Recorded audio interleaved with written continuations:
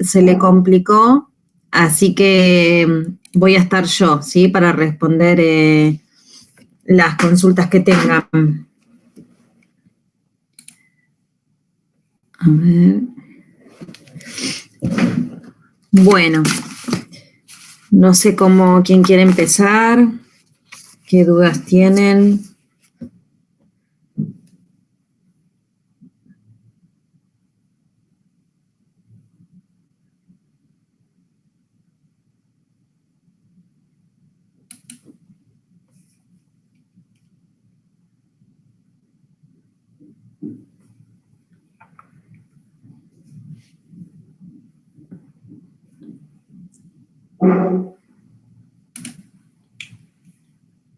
Acá me ponen el 19, del seminario 3, ¿no? A ver cuál es, el 19. Bueno, a ver si yo acá les puedo compartir un poquito la pantalla, compartir un video. Quiero ver si les puedo compartir la pantalla, compartir pantalla. Bueno, acá me piden, Valentina me pide explicar el 19. El 19 dice, teniendo en cuenta los siguientes datos termodinámicos, sugiere una explicación para la elevada solubilidad del cloruro de potasio en agua. Bueno, yo les voy a compartir acá, así lo ven. A ver, 19. Ahí lo pueden ver, ¿se ve? Sí, se ve. ¿Se ve? Bueno. Entonces, el ejercicio nos da como datos que el delta H de hidratación del potasio es menos 330 kJ por mol, el delta H de hidratación del cloruro es menos 370 kJ por mol, y el delta H reticular, o sea, esto es el valor de la energía reticular, es menos 715 kJ por mol.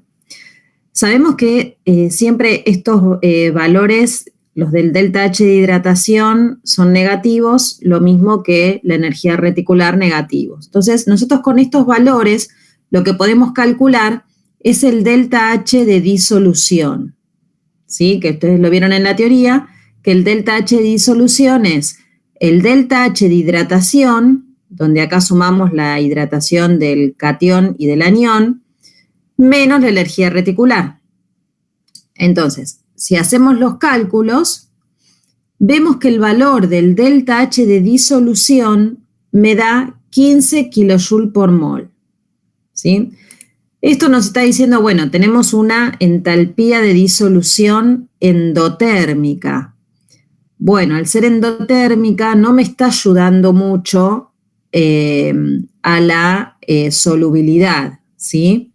Además, habían visto que cuando el delta H de hidratación era mayor en valor absoluto que la energía reticular, era soluble, ¿sí? En este caso no pasa eso, porque si yo sumo estas dos entalpías de hidratación, me va a dar menor que la energía reticular. Entonces yo digo, bueno, ¿qué pasa? Esto me estaría indicando que no es soluble, pero no.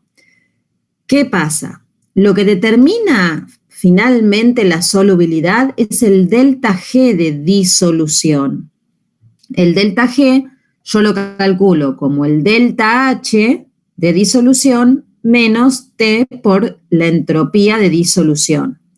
Y para que el compuesto sea soluble, esto tiene que ser negativo, tiene que ser menor a 0, ¿sí? Bueno, además sabemos que la entropía siempre va a ser positiva, la de disolución. ¿Por qué? Porque siempre comenzamos con el retículo cristalino sólido, bien ordenado, a estar los iones en solución acuosa, todos dispersos, ¿sí? Y hay un mayor desorden. Entonces, por lo tanto, la entropía, el factor entrópico, siempre va a ser positivo. Al ser positivo el factor entrópico, hace que este último término sea negativo. Entonces, como me dice que el cloruro de potasio es soluble, me está queriendo decir que el delta G es negativo, ¿sí? ¿Y eso cómo se da? Bueno, es una cuestión matemática. Entonces, para que el delta G sea negativo, el término entrópico tiene que ser mayor al delta H de disolución. ¿Sí? Nosotros habíamos calculado que el delta H de disolución era 15 kJ por mol. Bueno, para que el cloruro de potasio sea soluble en agua, este término entrópico tiene que ser mayor a 15 kJ por mol. Ahí me va a dar negativo el delta G. Entonces el compuesto va a ser soluble. Entonces acá lo que determina la solubilidad del cloruro de potasio es el factor entrópico, ¿sí? No el delta H de hidratación ni la energía reticular. No sé si quedó claro. Profe, ¿se escucha? ¿Sí? Porque, como decía, sugiere una explicación para la elevada solubilidad. Yo pensé que había que poner algo más, tipo alguna explicación aparte de por qué es elevada la solubilidad. No. Se refiere, sí, si querés sacar el término elevada, por ahí es confuso ese término. Más que nada tienen que explicar por qué el cloruro de potasio es soluble en agua, siendo que el delta H de hidratación es menor que la energía reticular. ¿Sí? Sí. Bueno, gracias. No, de nada. Profe, una pregunta también de este ejercicio. Sí. ¿Nosotros no deberíamos conocer el delta S, tipo el número? No importa, porque lo sacás así por deducción, digamos. Ah, ok, como ya vos, el delta H es muy pequeño, ya decimos que cualquier delta S va a ser mayor. Exacto, Ah, buenísimo. claro. Gracias. Que sí o sí, no de nada, que tiene que ganar el factor entrópico, no queda otra, ¿sí? Ahí sí o sí el delta H, el delta H, el factor entrópico tiene que ser mayor que el factor entálpico, ¿no? De disolución. Acá me decían que si podemos hacer el 7E. A ver, el 7. ¿Cuál era? 7E. Espero que lo busque. 5. 8, me pasé. El 7. El 7E. Bien. Dice, conociendo la distancia interiónica y aplicando el método de Landé, calcule los valores de los respectivos radios iónicos, radio del catión y radio del anión. Bueno, les voy a mostrar porque me parece más fácil para la explicación que se los muestre hecho. Bueno,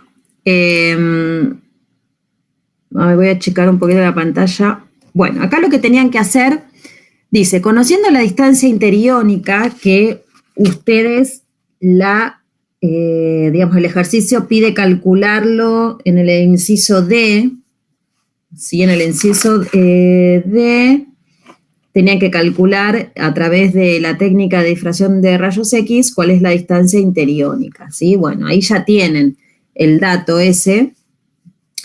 Y les dice, conociendo la distancia interiónica, aplicando el método de Landé. El método de Landé es un método donde utiliza la geometría para relacionar los radios de catión y anión, ¿sí? Utiliza la geometría, el teorema de Pitágoras, para encontrar relaciones entre los valores de los radios, ¿sí? Según qué estructura cristalina sea.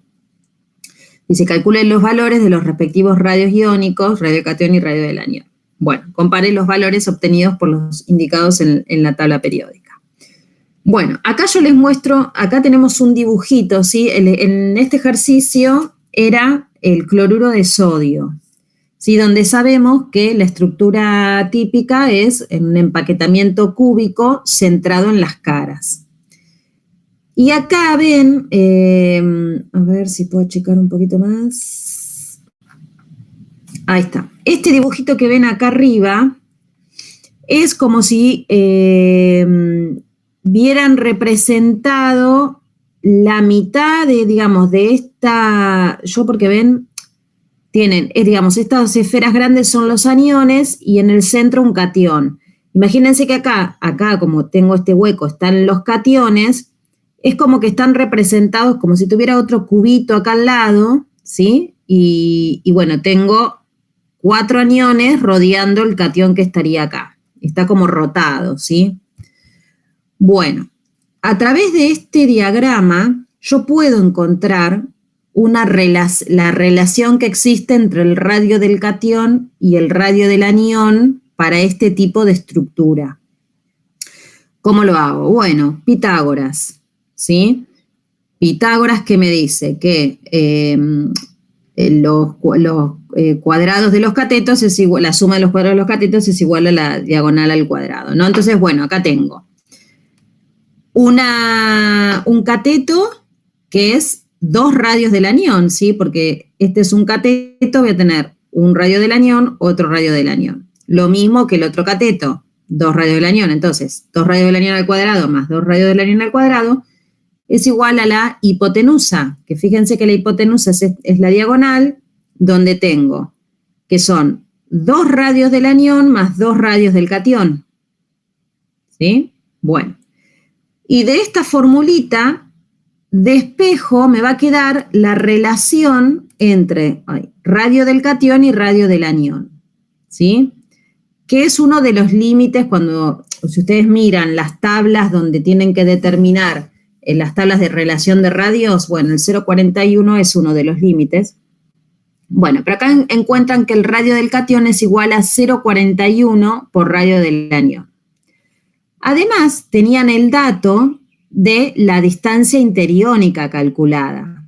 La distancia interiónica siempre se define como radio de catión más radio del anión, ¿sí? La distancia interiónica calculada en el inciso D, que era 2,8 Armstrong, siempre se define como el radio del anión más radio del catión. Y entonces me va a quedar esta otra ecuación, es decir, que van a tener un sistema de 2 ecuaciones con 2 incógnitas. Y ahí van a poder despejar cuál es el radio del catión y el radio del anión.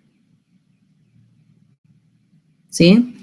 Los resultados, bueno, hagan ustedes las cuentas, les van a dar diferentes al valor de la tabla periódica. ¿Sí? ¿Eso por qué? Bueno, porque acá estamos considerando que tanto el anión como el catión son esferas rígidas, perfectas, y que están en contacto entre sí. En la realidad eso no sucede, ¿sí? Por un lado, ni el anión ni el catión son esferas rígidas ni perfectas, porque sus nubes electrónicas están deformadas, y además tampoco están en contacto. Hay una determinada separación, ¿sí? Acá contacto anión-anión, no, porque existe repulsión entre los aniones, entonces va a haber una distancia acá X de separación. Por lo tanto, bueno, el método falla por esas consideraciones, digamos, que tenemos en cuenta que bueno, que en la realidad no suceden. ¿Quedó claro?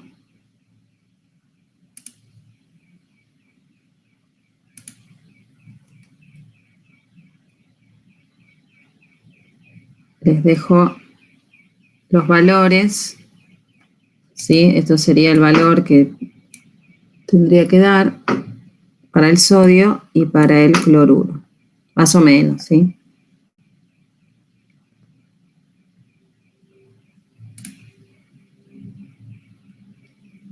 El 9. A ver, el 9. Bueno, sí, el 9 es medio complicado. A ver, vamos al 9. El 9. Bueno. El 9 dice, prediga la fórmula empírica de un compuesto MaXB que cristaliza en una red cúbica centrada en las caras y los cationes ocupan todos los huecos tetraédricos. Bueno, acá ¿qué datos tenemos? Nos da la fórmula, ¿sí? Donde tenemos que averiguar cuánto es A y cuánto es B, no lo sabemos. Me dice que es una red cúbica centrada en las caras, ¿sí? Esto quiere decir que la estructura típica es el tipo cloruro de sodio, ¿sí? ¿Se acuerdan que la centrada en las caras era tipo cloruro de sodio? Pero los cationes están en los huecos tetraédricos, ¿sí? En la estructura de cloruro de sodio, los huecos, en el cloruro de sodio, los cationes estaban en los huecos octaédricos, ¿sí? Acá están en los huecos tetraédricos. Entonces, bueno, ¿qué tenemos que tener en cuenta? Ustedes vieron en la teoría que el número total de esferas, quiere decir de aniones, que es lo que forma el empaquetamiento, es igual al número total de huecos, ¿sí? Octaédricos que tengo, y de huecos tetraédricos voy a tener el doble, ¿sí? Quiere decir que si tengo una esfera, voy a tener un hueco octaédrico y 2 huecos tetraédricos. Esa es la relación que existe para las estructuras cristalinas. Ahora, como sabemos que el compuesto cristaliza en el cloruro de sodio, sabemos que en el cloruro de sodio la cantidad de esferas por celda unidad es 4, ¿sí? ¿Se acuerdan que había 4 cationes y 4 aniones? Eso lo habían calculado en el ejercicio 7, creo. Entonces, el número de esferas de unidad de fórmulas, digamos, son 4 cloruros de sodio, ¿sí? Es decir, que va a haber el número total, digamos, de esferas, en este caso sería 4 cloruros de sodio, y tengo 4 aniones, ¿sí? Entonces, el número total de esferas va a ser 4. Por lo tanto, voy a tener 4 huecos octaédricos y 8 huecos tetraédricos. Y como la consigna me dice que todos los huecos tetraédricos están ocupados, entonces yo ya me planteo cuál sería la fórmula, ¿sí? Si todos los huecos tetraédricos están ocupados, y sabemos que los huecos están ocupados por cationes, voy a tener 8 cationes y 4 aniones, ¿sí? Pues dijimos 4 aniones con todos los huecos tetraédricos ocupados. Entonces, 8 a 4 es la relación. Y bueno, buscando la fórmula mínima me queda M2X. Quiere decir que tengo 2 cationes por anión.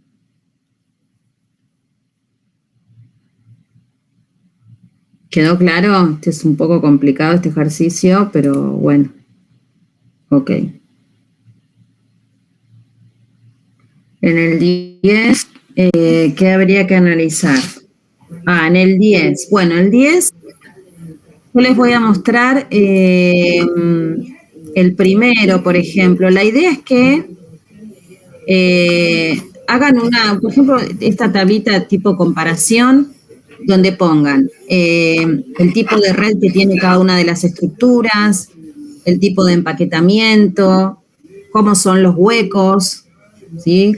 Qué huecos tienen ocupados, la mayor cantidad de datos posibles que puedan poner, ¿sí? La coordinación, cation-anión, el número de fórmulas. Bueno, la idea es que hagan como una comparación entre las redes cristalinas que tienen, ¿sí? Es más que nada eso.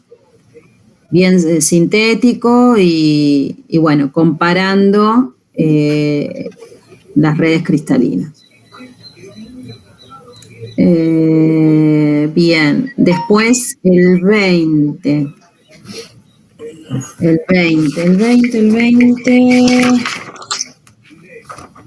20. ¿Cómo justifica? Ajá. Bueno. En el 20, acá, bueno, no tengo mucho para mostrar, pero más que nada vamos a ver esto. El 20 dice, ¿cómo justifica la inexistencia de los compuestos flúor -1, calcio +1 y flúor -2, calcio +2? Bueno, ¿por qué les muestro este ejercicio? Es el 14, donde tienen que hacer el ciclo de von Haber, ¿sí? Para que un compuesto se forme, ¿sí? Va a depender del balance de muchas energías involucradas, ¿sí? Nosotros sabemos, por ejemplo, analizando el ciclo de von Haber, que el delta H de formación, ¿sí? Que es, este de acá, va a depender de el delta H de sublimación del catión, del delta H de disociación, ¿sí? Del gas. Después tengo que sacarle un electrón al metal para formar el catión. Después, también tengo la energía, la afinidad electrónica para agregarle un electrón, ¿sí?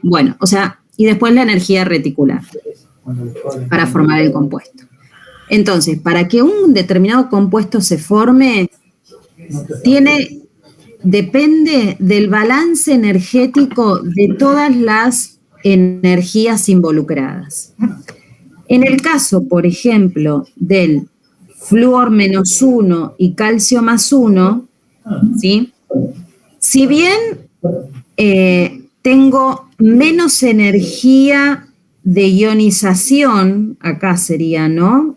Porque solo ionizo una vez al calcio, entonces no le tengo que agregar la segunda energía de ionización, o sea, solo sería la primera energía de ionización. ¿Qué pasa? Después, la formación de ese compuesto no va a dar una energía reticular tan elevada, tan negativa. Entonces, si bien tengo que entregar poquito para ionizar el calcio, la energía liberada, la energía reticular, no va a ser tan grande, entonces no me va a compensar el balance energético no me va a dar favorable. Entonces me va a dar un delta H de formación positivo, ¿sí? Que un compuesto no se forme, ya les digo, depende del balance energético de todas las energías involucradas, ¿sí? Lo mismo que para el flúor -2, calcio +2. En este caso, en el flúor -2, voy a tener que agregar otro electrón al flúor menos, que ya está con su con su octeto completo, ¿sí? Que tiene la estructura, la configuración de gas noble. Agregarle un electrón ahí es recontra inestable. Entonces, después, el balance energético final no va a ser favorable, ¿sí? Entonces, tienen que contestarlo de esa manera, ¿sí? Viendo dónde puede llegar a estar el desbalance y por qué no se forma, ¿sí? Lo mismo que el fluoruro de neón, ahí hacer que el neón pierda un electrón me va a dar una energía de ionización muy endotérmica, ¿sí? Ionizar al neón es muy difícil, o sea, va a ser este valor de energía va a ser muy grande, muy endotérmica. Entonces, la energía reticular nunca me va a llegar a compensar esa cantidad de energía de ionización que tuve que dar para ionizar al neón. Entonces, ese compuesto nunca se va a formar, nunca me va a dar un delta H de formación negativo. ¿Se entendió?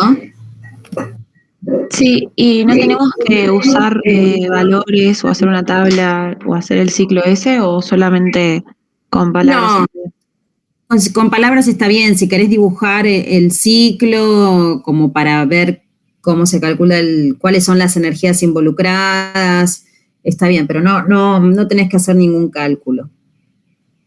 Buenísimo, gracias. Profe, ¿se escucha? Sí, ¿sí? ¿Me lo podrías explicar de vuelta, por favor? No me quedó muy claro todavía. Sí, vos tenés, acá te dice por qué vamos a hacer el flúor -1, calcio +1, ¿no? ¿Por qué ese compuesto no se forma? Bueno, para que un compuesto se forme, el delta H de formación tiene que ser exotérmico, te tiene que dar negativo, ¿sí? Este delta H de formación es igual a la suma de un montón de energías. Si vos fíjate, si yo despejo de acá, de cualquiera de estas dos, si despejás el delta H de formación, te va a dar que es la suma de la energía reticular con el delta H de sublimación, con la entalpía de disociación, la potencial de ionización y la afinidad electrónica. ¿Sí? Es la suma de todas estas energías involucradas. Para que el delta Dijo que el delta H era la suma de muchas energías, con todas las demás, sublimación, etcétera. Okay. Claro, porque si vos despejás de acá el delta H de formación, todos estos términos te pasan para este lado y te van a quedar todos sumando, ¿sí? Después cada uno tiene su signo correspondiente, pero te queda el delta H de formación igual a la suma de todas las energías involucradas. ¿Qué pasa? Para que el compuesto se forme, el delta H de formación tiene que ser negativo. Quiere decir que la suma de todas esas energías involucradas, en total, te tiene que dar un valor negativo. Hay veces que por ahí tenés, no sé, un valor muy grande de la energía de ionización, un valor que siempre es positiva. Entonces, si vos tenés este valor muy elevado, el delta H de formación no te va a dar negativo, o tenés que tener una energía reticular muy negativa para que compense ese valor positivo. ¿Se entiende? Entonces, por ejemplo, en el fluoruro, en el caso de flúor -1, calcio +1, ahí, si bien en el calcio +1 es solo una energía de ionización, ¿sí? Porque si fuera el calcio +2, acá tendrías que agregarle la segunda energía de ionización del calcio, ¿sí? Porque la primera energía de ionización lo llevas al calcio +1, en la segunda energía de ionización lo llevas al calcio +2. En este caso, como es calcio +1, solo tenés una energía de ionización. Y invertís poca energía, ¿sí? Porque, bueno, solo ionizás una vez. Pero, ¿qué pasa? Cuando después, bueno, tenés la afinidad electrónica del flúor, le entregás un electrón, y después tenés la energía reticular. Pero cuando se forma ese compuesto, calcio +1, flúor -1, libera muy poquita energía reticular. Este valor va a ser muy pequeño. Entonces, al vos calcular el delta H de formación, no te va a terminar dando un valor negativo, porque la energía reticular es muy pequeña. Entonces, siempre van a ganar las energías positivas, ¿sí? Pensarlo como una cuestión matemática.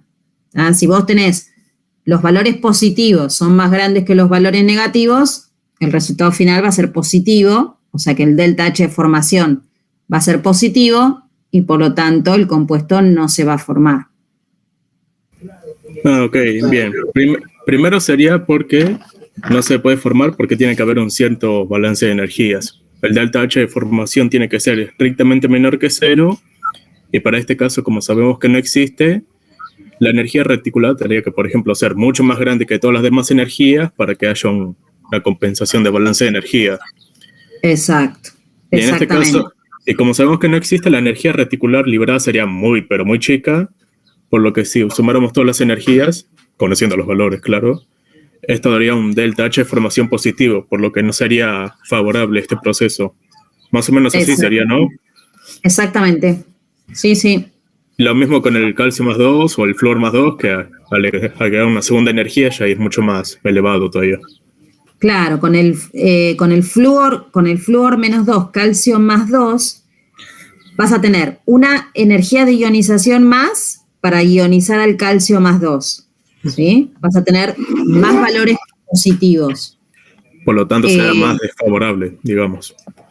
Claro, y además vas a tener una afinidad electrónica para, digamos, para hacer flúor menos 2, que eso es recontra inestable, ¿sí? Habría que buscar en tabla cuál es el valor de la afinidad electrónica para el flúor menos 2, y bueno, tendrías que probá a hacer el balance energético. Lo que pasa es que no vas a tener el valor de la energía reticular. Pero bueno, buscalo si querés el valor de la afinidad electrónica para el flúor menos 2 y fíjate más o menos cuánto tendría que ser un valor de energía reticular para que te dé un delta H de formación negativo. O sea que el balance energético no te va a dar, o sea, es muy difícil. Es imposible, digamos. En este caso podríamos decir, porque el delta H de formación es directamente un valor positivo y tiene que ser negativo para que se pueda formar. Claro. Ok, muchas gracias. No, de nada. El 18, sí, yo el 18 lo voy a explicar el miércoles ¿cómo se dice? En el seminario. Pero les doy una idea acá, si quieren. El 18 decía, a ver, vamos al 18. Profe, sí. Si lo vas a explicar el miércoles no pasa nada. Vos vas a estar el miércoles, ¿no hay problema? No hay problema. Bueno, porque se los voy a explicar bien en detalle el miércoles. Dale, el miércoles. Profe, bueno. ¿se escucha? Sí. ¿Sí? Una breve duda ahí. Junto con el 18b, ¿puede ser que la diferencia del valor de solubilidad tenga que ver con el tamaño de los radios de los cationes o nada que ver? Explica las diferencias observadas entre un mismo claro, sí.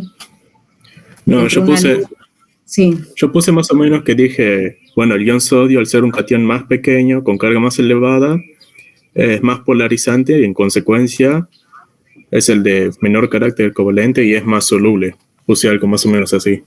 ¿Estaría bien o qué tendría que haber puesto? No, está mal, porque si es más polarizante y tiene mayor carácter covalente, te tiene que dar menos soluble. Ya se me hacía raro, lo había leído en la teoría, pero se me hacía raro. Claro. Acá, ¿qué pasa? Si bien el catión plata es más grande que el sodio, vos hacés la relación carga sobre radio, te va a dar más pequeña con la plata, ¿sí? Entonces decís, ¿qué pasa acá? Bueno, el tema es que la plata es un metal de transición, ¿sí? Y los metales de transición, como tienen los electrones que apantallan al núcleo, tienen, bueno, eso por la guía 2, sí, tienen una carga nuclear efectiva menor. Entonces los electrones en sí están más libres y su nube electrónica puede deformarse mejor. Entonces los cationes de metales de transición son cationes más polarizantes, ¿sí? Entonces la plata es un catión polarizante, más que el sodio. El sodio no es polarizante, porque es un metal representativo, no es para nada polarizante. Okay. Sí, entonces, me hacía raro, por viendo la teoría, yo no encontraba mucho sentido, pero fue lo único que se me ocurrió. El tema ahí es que la plata, al ser un metal de transición, pasa a ser un catión polarizante, ¿sí? Entonces, al ser polarizante, va a tener mayor carácter covalente, y ahí va a ser menos soluble. ¿Sí? Sí, lo estoy anotando. Y en el 16...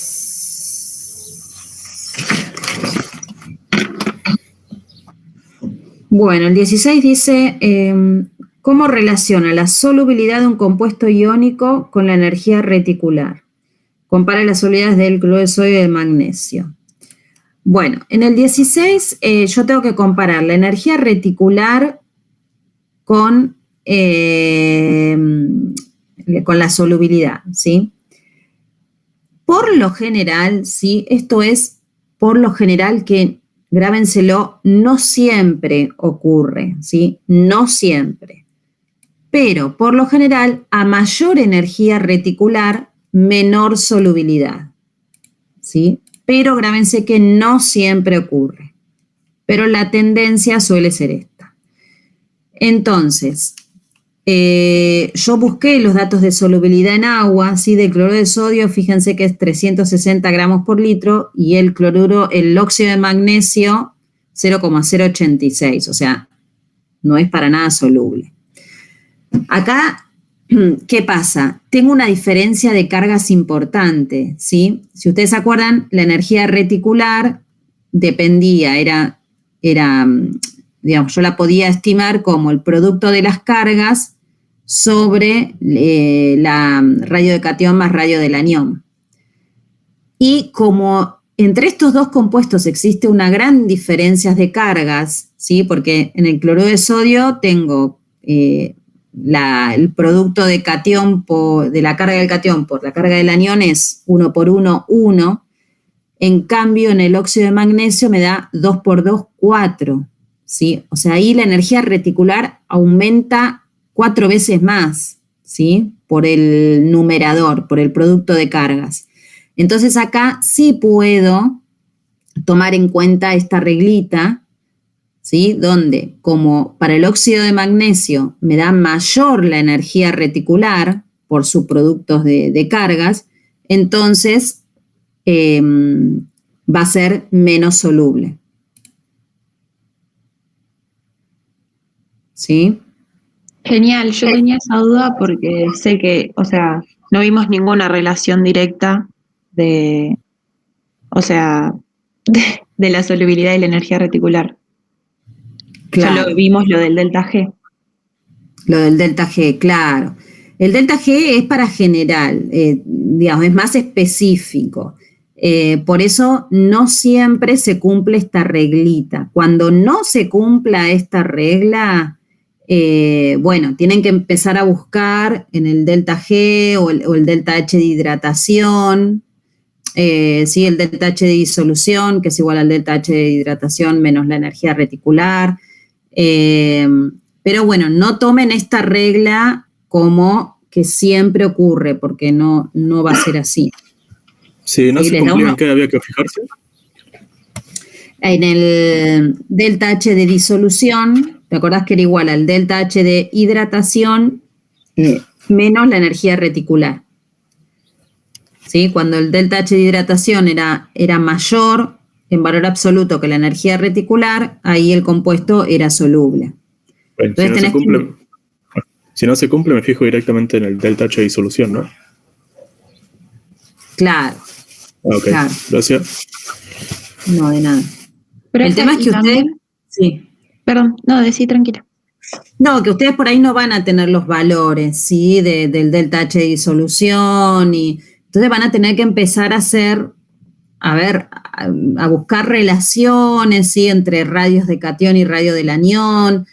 Es decir, cuando el radio del catión es bastante diferente al radio del anión, ahí gana el delta H de hidratación. Entonces el compuesto va a ser soluble. Cuando los radios de catión y radio del anión son similares, son parecidos, ahí gobierna la energía reticular, entonces el compuesto va a ser poco soluble. ¿Sí? Tienen que ir buscando diferentes cositas, ¿no? Para ver, para llegar a la conclusión final. Genial, gracias. Yo te quería preguntar un poco también del 17, que no me quedaba tampoco muy claro cómo vincular la solubilidad con la energía de hidratación, ya que depende también del resto de los valores que hay en la ecuación del delta G. Claro. Bueno, acá dice que entiende por energía de hidratación, cómo afecta este factor a la solubilidad de un compuesto. Bueno, esto no importa. Más que nada, tienen que fijarse en esto, ¿sí? Digamos, acá, para que un compuesto sea soluble, ¿sí? Como vimos, el delta G de disolución tiene que ser negativo, ¿sí? ¿Qué es el delta G de disolución? Es el delta H de disolución menos T por la entropía de disolución. A su vez, sabemos que este delta H de disolución es el delta H de hidratación menos la energía reticular, ¿sí? ¿Por qué? Porque nosotros tenemos el compuesto sólido. Lo pasamos a iones gaseosos. Esta reacción es la inversa de la energía reticular, por eso menos la energía reticular. Y después, cada ion gaseoso se hidrata. Entonces ahí le sumamos el delta H de hidratación, ¿sí? Eso me da en total la entalpía de disolución.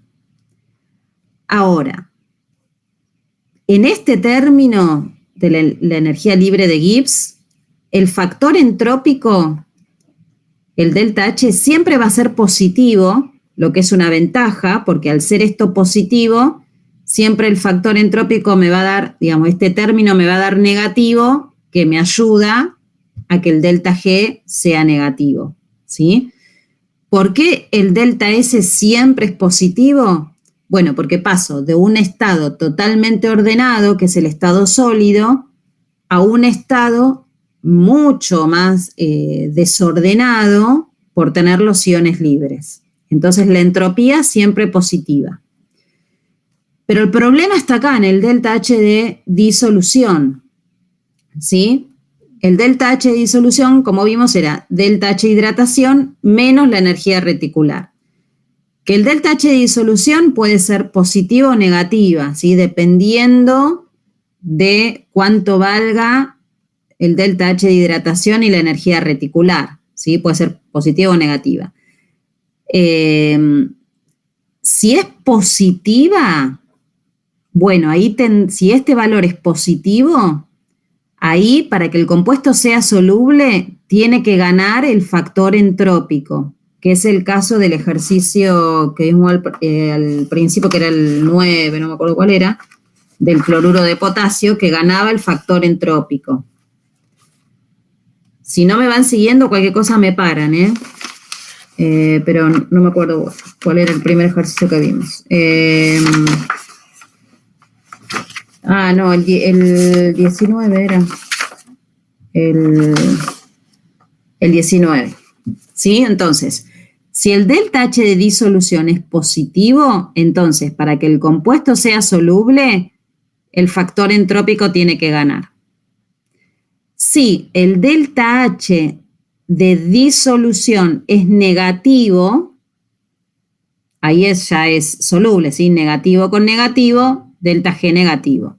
Ahora, ¿cómo hago para que este delta H de disolución sea negativo? Bueno, que el valor absoluto del delta H de hidratación sea mayor al valor absoluto de la energía reticular. ¿Sí? Entonces, en ese caso siempre va a ser soluble y bueno, el compuesto se va a solubilizar. Y este ejercicio me pedía que, a ver cómo era bien la pregunta para redondear, como relación, ¿cuál era el 17? ¿Qué entiende por energía de hidratación de un ion? Bueno, esa es la energía de hidratación, es la energía involucrada en hidratar un ion, ¿sí? Sería la energía liberada en este proceso, ¿sí? Del ion gaseoso al ion hidratado. Y cómo afecta este factor a la solubilidad de un compuesto iónico. Bueno, en ese caso va a afectar, ¿cómo afecta este factor a la solubilidad de un compuesto iónico? Bueno, lo tenés que relacionar, va a depender, vos decís, va a depender de, digamos, para que un compuesto sea soluble, el delta H de hidratación junto con la energía reticular se tienen que combinar de tal manera que me dé un delta H de disolución negativo. Otra cosa a tener en cuenta es, a ver si lo tengo anotado acá, es esto, acá. Cuando, en lo que les dije hace un ratito, el radio del catión es diferente al radio del anión, ahí gobierna el delta H de hidratación, entonces el compuesto es soluble. ¿Sí? ¿Por qué? Porque si yo tengo un catión muy pequeño, por ejemplo, si tengo un catión muy pequeño, este término se va a hacer muy grande, entonces me va a dar un delta H de hidratación muy grande y va a ser el compuesto soluble. Si yo tengo fíjense que en la energía reticular, que un compuesto sea pequeño no modifica mucho, porque si esto es pequeño, no me aporta la suma, entonces va a ganar este término y el valor de la energía reticular no se va a hacer ni más grande ni más chica, ¿sí? Porque este valor pequeño acá. Y en cambio, cuando los radios son similares, gobierna la energía reticular. Y entonces va a ser menos soluble. ¿Quedó un poco más claro? Sí, profe, gracias. La verdad que sí. Bueno. Sé que esto es medio complicado, ¿sí? Es hasta que le agarren la mano. Pero bueno. Es la parte por ahí más complicada de la guía, todo esto. A ver si tienen... ¿el delta de la energía de hidratación es siempre negativo? Sí. Sí, la energía de hidratación siempre va a ser negativa.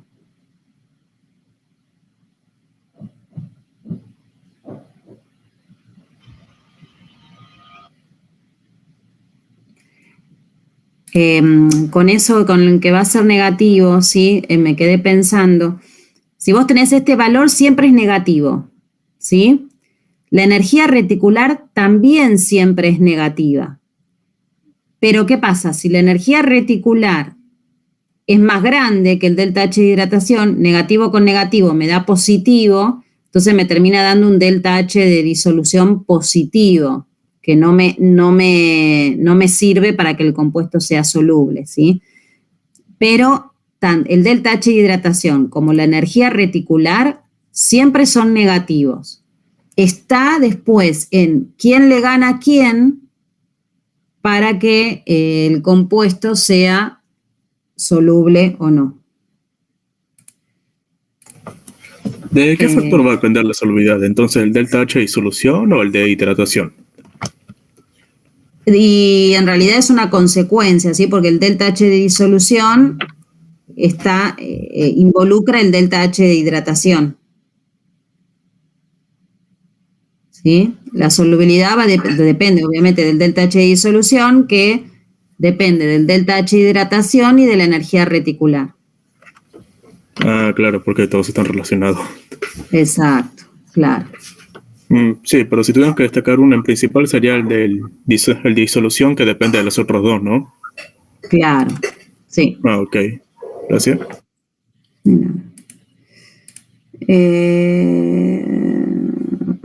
El último, el 22, sí. El último, les va a servir este dibujito que creo que lo vieron en la teoría. Dice, ¿por qué hay algunos compuestos de fórmula Ca2 que tienen estructura tridimensional, otros que tienen estructuras en capa y otros que son moleculares? Bueno, ¿Profe? Eso va a depender, sí. ¿Puede ser que eso tenga que ver con el cociente entre el radio y el cation y el anión dependiendo en qué tipo de hueco se va a ubicar para ver en qué tipo de celda va a formar o nada que ver? No, más que nada tienen que ver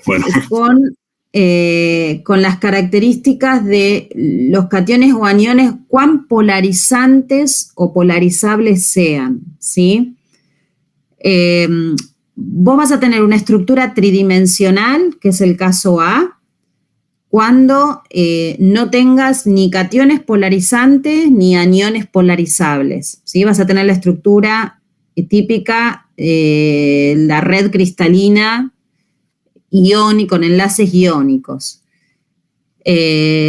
Después, a medida que aumente el poder polarizante, ya sea del catión o del anión, las estructuras se van deformando, ¿sí? Y puede ser que, por ejemplo, que el catión sea muy polarizante y atraiga mucho a los aniones y empieza a formar una estructura en capas, que es como el dibujo B, ¿sí? Si ustedes ven, tienen una capa acá y otra capa acá, ¿sí? Eso es por los efectos de polarización que se producen. Y cuando el catión y el anión son muy, muy polarizantes y polarizables, ya directamente la estructura se deforma completamente al punto de darme moléculas, ¿sí? Pero bueno, todo se debe a los efectos de polarización que ocurren. Bueno, sería la polarización lo que depende si va a dar una estructura tridimensional o cristalina o de otro. Exacto. En el primero dijo que sería, si no hay cationes polarizables o aniones, tenemos esa estructura, ¿no? Sí. Y en el segundo sería ya, si uno es muy polarizable o el otro no, ahí como que se vaya formando y se va a separar. Y en el tercero ya, si son muy polarizables los iones o cationes, ahí ya tenemos moléculas. Tal cual, exactamente. ¿A qué se refiere con que sean no polarizables exactamente? ¿Algún tipo de grupo de la tabla periódica en especial o cómo sería? No polarizable, los aniones. Como el ejemplo que mencionó. Que está en el dibujo. Pueden ser aniones chiquitos, como el fluo, el fluoruro, el cloruro ya es un poquito más, pero son aniones pequeños y con carga pequeña. ¿Y en catión sería lo mismo? Y el catión, al contrario, cuanto más chico y más carga, digamos, el efecto del radio es al revés. En los aniones, en los cationes, cuanto más chico es, más polarizante va a ser. Bien, ¿sí? O sea que los aniones, anión no polarizable sería uno pequeño y con carga pequeña, ¿no? Sí. Y en catión sería uno muy grande con una pequeña carga. Claro, sí. Ok. Exacto. Ok. Sí. Pequeña carga, ¿no? Sí. Ok, gracias. Profe. Sí. Tengo una pregunta sobre esto, porque habíamos visto, creo que era el yoduro de cadmio, me parece, que tenía estructura en capas, y lo habíamos visto como que era porque ocupaba la mitad de los huecos. O sea, ¿tiene algo que ver con esto o...? Bueno, claro, lo que pasa, está relacionado también. Lo que pasa es que ahí, fíjate, tenés el yoduro, que es un anión muy polarizable, y el cadmio, que tenés carga +2, que es un catión polarizante también. Va a depender de los huecos que ocupen, pero además y sobre todo tenés los efectos de polarización en la estructura. ¿Sí? Si vos no tenés cationes ni aniones polarizantes, la estructura es difícil que se te deforme, ¿sí? Es todo un conjunto, digamos, está bien, ¿dónde están ubicados los cationes en los huecos? Pero además los efectos de polarización hacen que la estructura se deforme.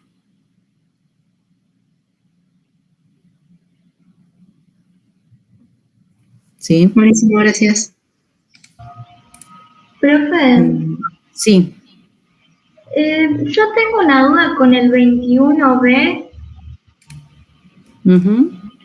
porque yo lo hice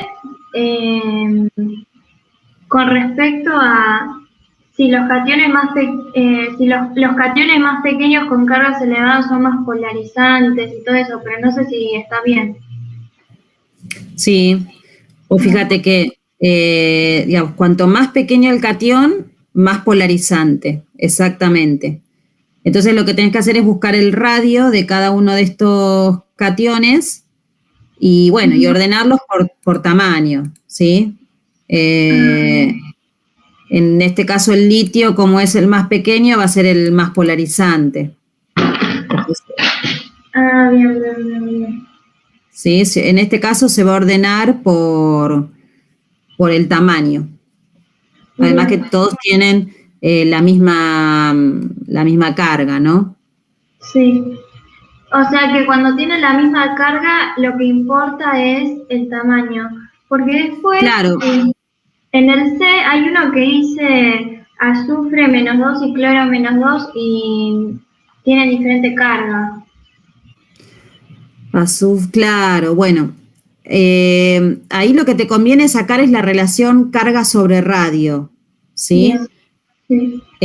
Entonces, como antes siempre van a tener la misma carga, la relación carga sobre radio, o sea, el factor era el radio lo que es diferente, ¿no? Pero cuando tenés todo diferente, hace un cálculo de la relación carga sobre radio, ¿sí? Por ejemplo, en el cloruro, 1 sobre, bueno, yo lo puse acá en Armstrong, me da una relación de carga sobre radio 0,55 y para el sulfuro me da 1,09. Entonces quiere decir que es más polarizable el sulfuro. Bien. En el otro caso también es lo mismo, que tengo el nitrógeno y el bromo. Claro, exacto.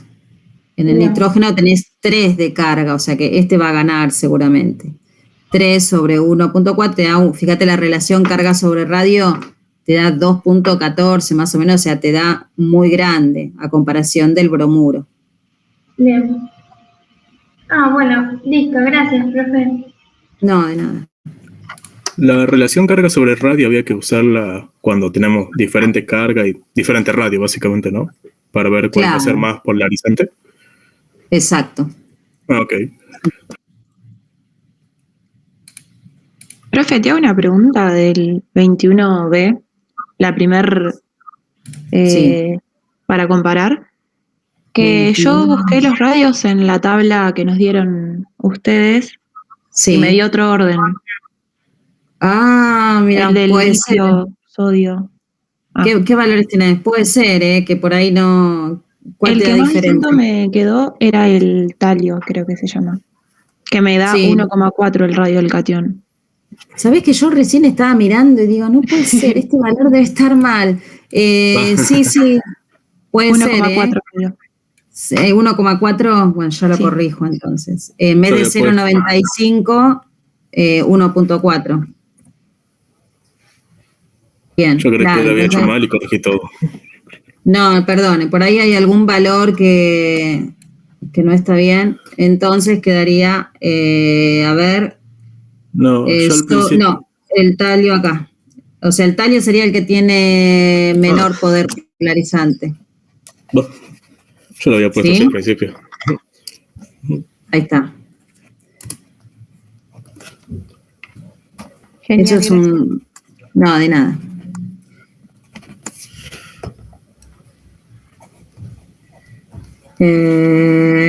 Después podemos ver cómo queda el 13B, no lo vimos, ¿no? El 13B, ¿cuál es el 13B? Era más que nada para comparar, a ver si estaba bien resuelto. Bueno. A ver. Es uno en que dice predecir cuál va a tener mayor energía reticular y te da unos compuestos. Ok. Bueno. Acá, para cada uno de estos pares, diga cuál espera usted tenga mayor energía reticular. Bueno, tenemos cloruro de potasio o sulfuro de calcio. y tienen que hacer este cálculo sí aproximado del producto de carga sobre el radio del catión más radio del anión.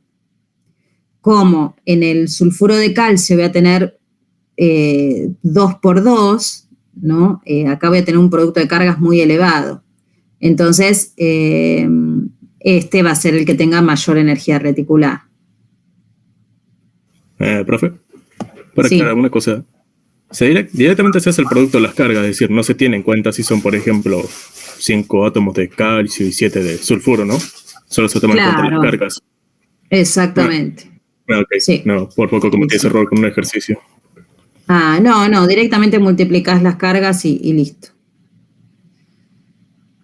Por ejemplo, para el fluoruro de litio o fluoruro de cesio, ahí el anión es el mismo, lo que cambia es el catión, ¿sí? Y el producto de cargas para los dos es 1, pero bueno, la diferencia está acá en el radio del catión. Entonces, bueno, el fluoruro de cesio, como tiene un catión mucho más grande, me va a dar una energía reticular menor. Ahí directamente lo que hice fue comparar el tamaño de los radios de los cationes. Está bien. Cuenta. Está bien igual, sí. Y para el caso el último, bueno, el óxido de aluminio, como tengo productos de carga 6, va a ser el que tenga mayor energía reticular. Buenísimo, profe, gracias. De nada.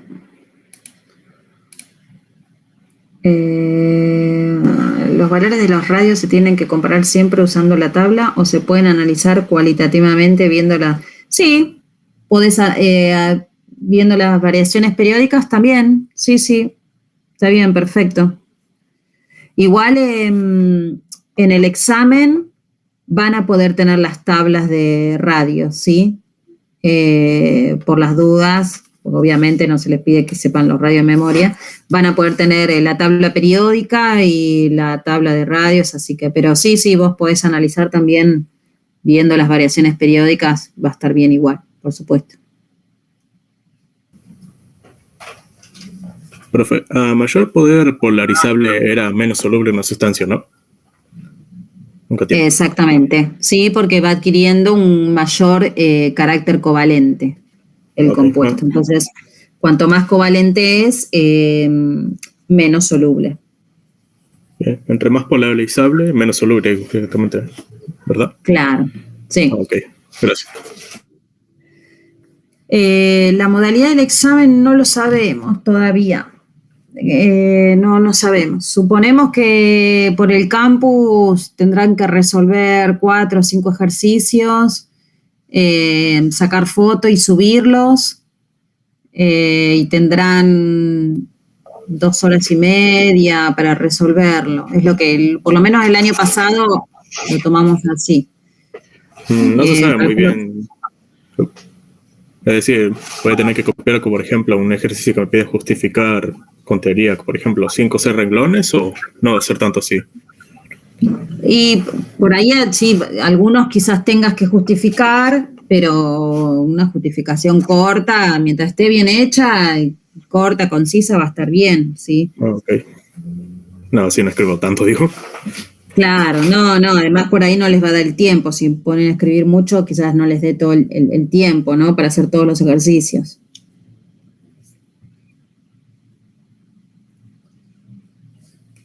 Pero bueno, calculo, ¿cuándo es el examen? La semana que viene, ¿no? Yo creo que es la semana que viene. Bueno, me tengo que fijar en el cronograma. Pero bueno, todavía no hablamos nada del examen, así que no sabría mucho decirles cómo va a ser. El 28. El 22, claro, la semana que viene, sí. Sí, supongo que Lili esta semana ya les va a decir algo. Pero bueno, ya les digo, el año pasado hicimos eso, 4 o 5 ejercicios, ustedes tenían un tiempo X y bueno, los iban resolviendo y subiendo al campus. Profe, ¿y tienen algunos ejercicios del tipo del parcial con sus respuestas para que nosotros podamos practicar? No, nosotros no. No sé si vos podrás conseguir parciales viejos y eso, ¿viste? Pero nosotros eso no tenemos. Tenemos, pero en realidad, ¿viste? No te los podemos dar. Claro, y alguna otra forma, porque yo no conozco a nadie que haya cursado tampoco. Qué sé yo, algún ejercicio pero bueno, que podamos plantear en las prácticas o algo. Déjame que te averiguo, hablo con Lili a ver cómo podemos hacer. Dale, muchas gracias. De nada. ¿Vos quién sos? Que no veo quién está hablando. Lucía Ferraro. Genial. Gracias. No, de nada. Sí, yo sé que antes por ahí ustedes iban a la fotocopiadora y había parciales viejos, qué sé yo, ahora se complica un poco más. Pero bueno, nosotros lo que pasa es que generalmente los ejercicios suelen ser bastante similares en todos los años y bueno, si damos ejercicios que ya tomamos es un tema. Ya no se nos ocurren más ideas de cómo variar los exámenes. Pero bueno, por ahí la semana que viene en el seminario se pueden hacer algunos ejercicios tipo modelo, una cosa así, porque vamos bien. Supuestamente esta semana tendrían que terminar el seminario 3 y 4. El 4 es muy teórico, no les va a resultar muy difícil. Así que la semana que viene podríamos pensar en hacer algunos de práctica o algo.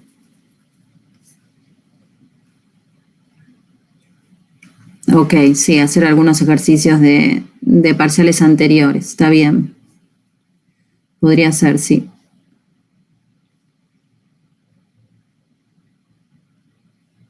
Sí, 28, no sé qué cae.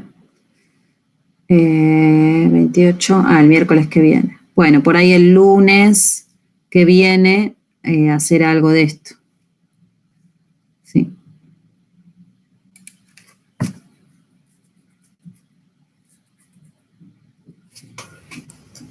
¿Profe? Sí. ¿Me podría explicar el ejercicio 19, por favor? Porque ese no me quedó muy claro. El de las energías de... El 19 dice, el 19, el 19, sí. Espera que te busco. 17.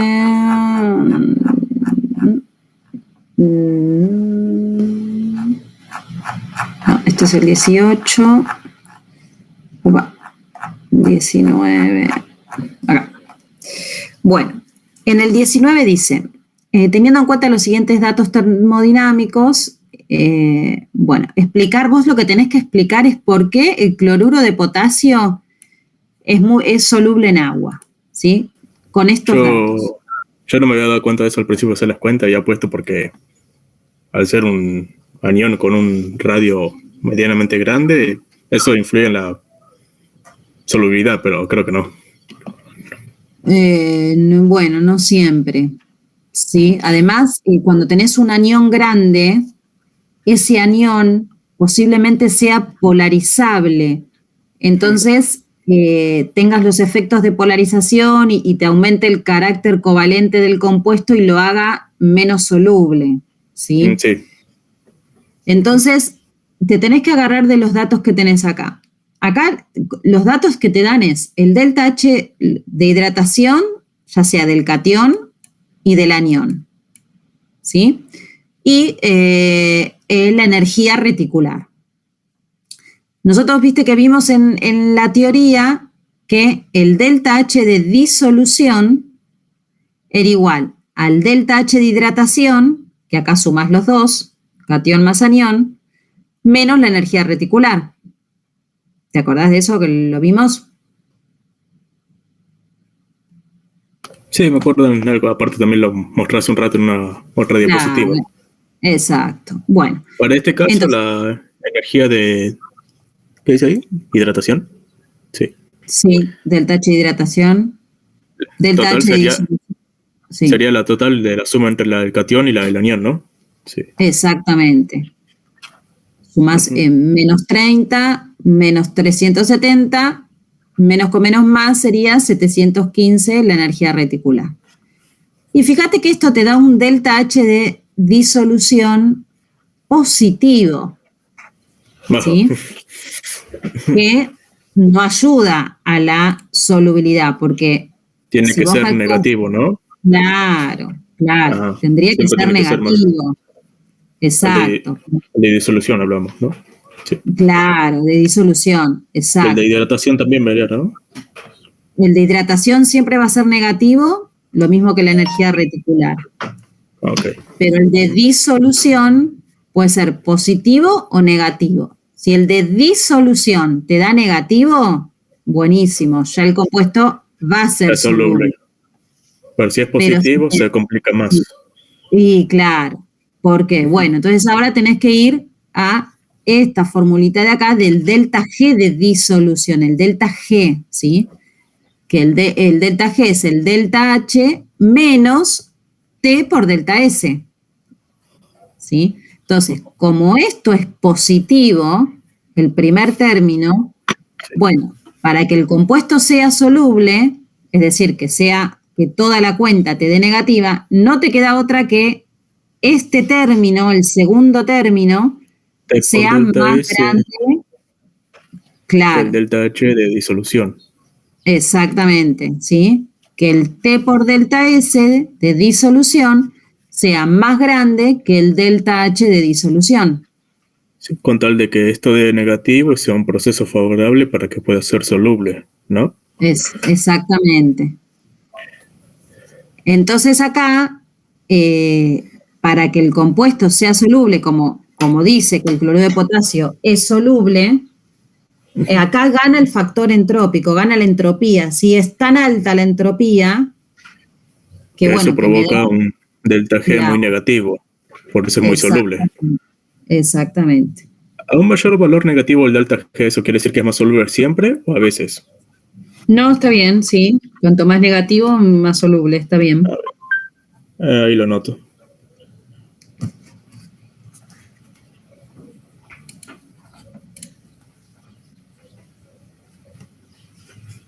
Sí, la relación carga sobre radio en cationes también. Sí. Vos sabés que en este caso sería verlo más de un tipo de vista más matemático al ejercicio. Claro, sí. Exacto, Claro. tenés que deducir matemáticamente dónde está el problema y, bueno, y analizar Bueno, la solubilidad, ¿no? el delta H de hidratación tendría que ser menor que 0. Y el delta H de disolución, si es estrictamente menor que 0, mejor porque ya es soluble. Pero si es positivo, ahí se va a complicar más, ¿verdad? Exacto. Sí, tal Y el cual. T por el delta S, ahí depende de los valores, tiene que ser para que el delta G tiene que ser negativo. Exactamente. Ok, gracias. A mayor relación, menor solubilidad, porque la relación carga-radio, a mayor relación carga-radio, es más polarizante, ¿sí?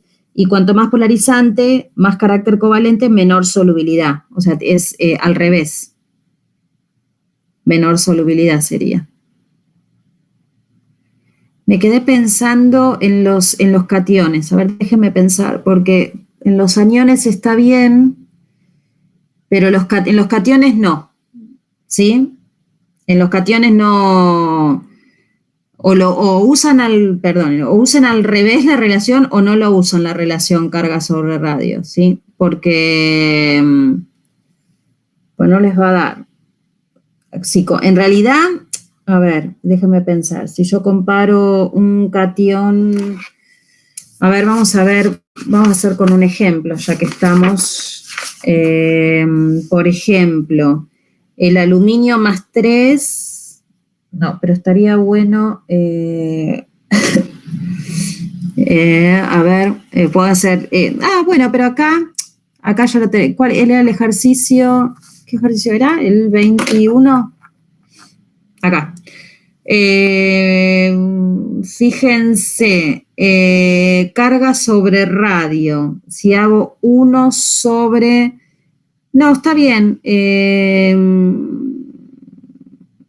Carga sobre radio. El radio acá para el litio me va a dar más grande.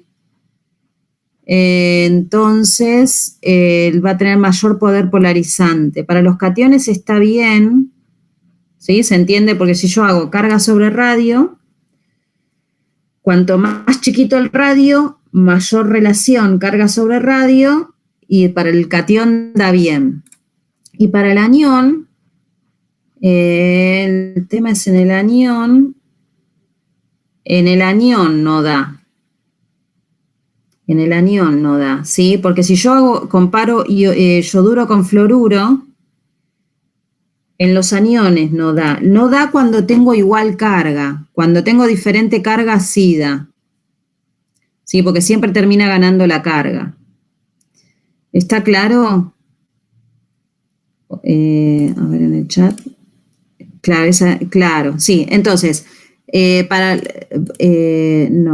no muy claro. Bueno, para los cationes, les escribo, para los cationes igual es carga sobre radio, ahí sí da, entonces es a mayor relación carga sobre radio, esto significa mayor relación va a ser más polarizante y por lo tanto menos soluble.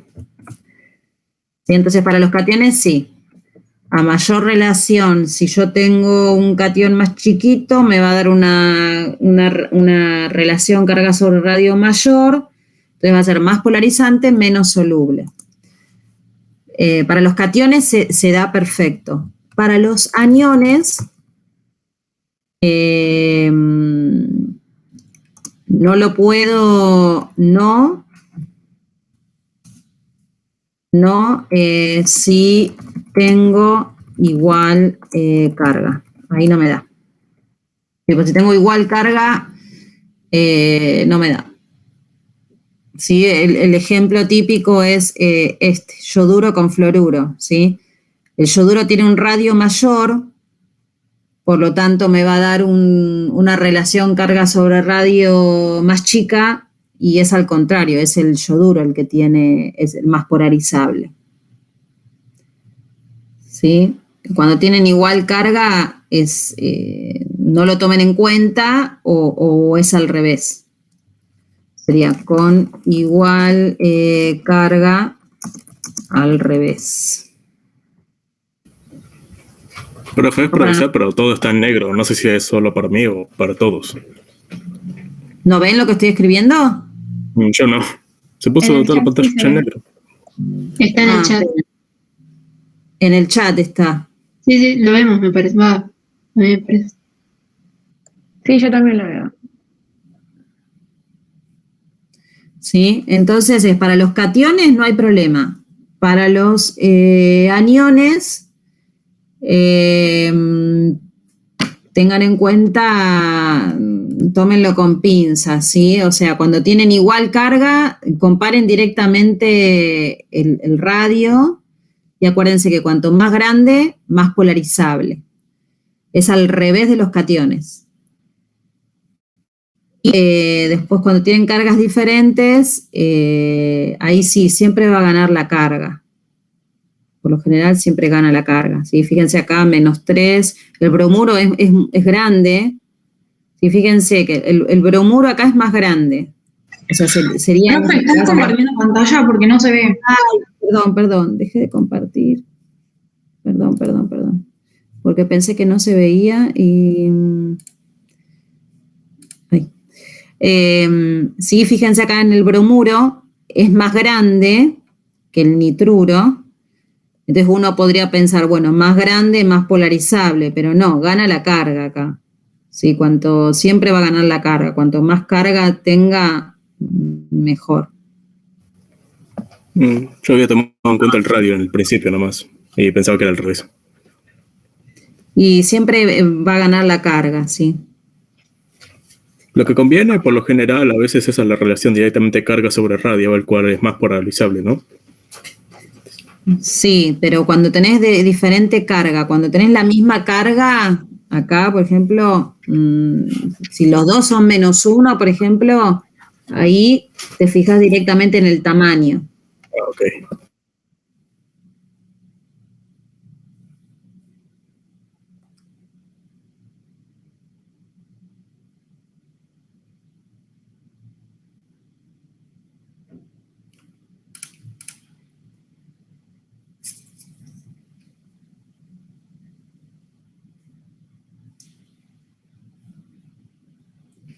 Bueno, no sé si tienen alguna duda más. El miércoles seguimos con esta guía.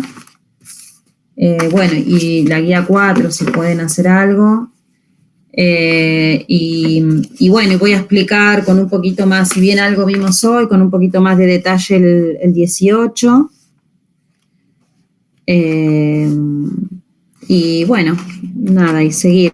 Y bueno, le voy a plantear a Lili eso de los ejercicios y a Raúl, a ver qué opinan. Pero bueno, van re bien. Profe, una breve duda. Sí. Perdón. No. Sí. Quería consultar justo unas cosas que dijo a lo largo de la clase, a ver si las había notado bien. Uh-huh. Bien, dijo, por lo general, a mayor energía reticular, menor solubilidad, ¿verdad? Sí. Bien. Por Dijo lo general, no siempre, no lo tengas como una regla, porque no siempre. ¿Cómo se da cuenta cuando esto no se cumple? Y cuando en el ejercicio te da alguna pista de que eso no está ocurriendo. Ah, bueno. ¿Sí? Cuando no te da la reglita y no. Si esto alguna no se cumple, pista te va a tener que dar, sí. Si esto no se cumple, me tengo que fijar directamente en el delta H de disolución para ver cuál va a ser más soluble. Claro. Ahí vas a tener que empezar a comparar el delta H de hidratación y la energía reticular. Si me dieran a comparar entre dos valores de delta H o dos valores de delta G, el más negativo sería el más soluble, ¿no? Si te dieran ¿cómo? A comparar. Por ejemplo, entre dos valores de delta G, por ejemplo, el más negativo sería el más soluble. Claro. Y lo mismo si fuera con valores de delta H de hidratación o de disolución también. ¿O no? Delta H de disolución, sí. Delta H de hidratación, ahí tenés que ver cómo te afecta la energía reticular. Ahí no es tan directo. Bueno, esto valdría más que nada para el delta G y para el delta H de hidratación, dije, ¿no? No, disolución. Exacto. Bien. Si el radio del cation y el radio del anión son muy similares, directamente me tendría que fijar en la energía reticular.